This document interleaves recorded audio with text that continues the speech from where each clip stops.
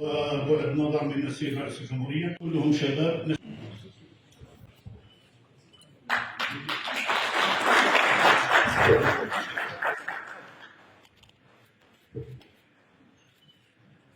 بصفته رئيسا لدائرة أفريقيا.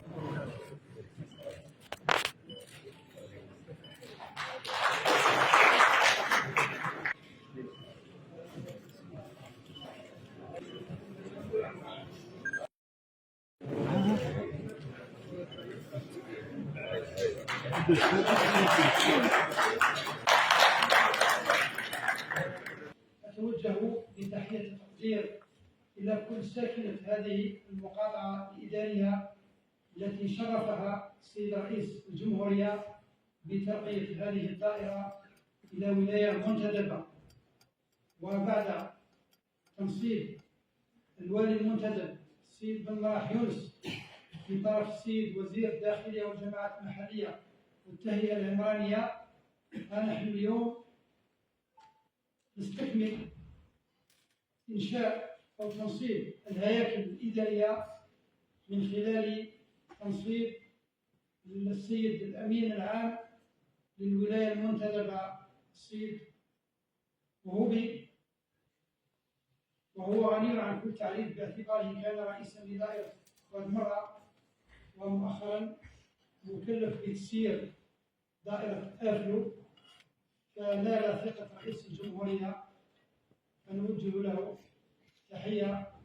والتبريكات على هذا المنصب، وتمني له العمل مع السيد الوالي المنتدب من أجل تنمية هذه المقاطعة، وسنكون بإذن الله وبدعم الجميع من الولايات المنتدبة الأولى التي تشهد تنمية وتطور. حفل تنصيب السيد الامين العام المنتدب للولايه المنتدبه افلو والساده رؤساء الدوائر الجدد لدائره واد مره ودائره افلو.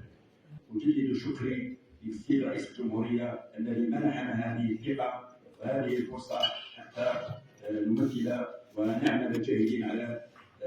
انطلاق هذه الولايه المنتدبه. واجدد شكري للسيد الوالي الفاضل على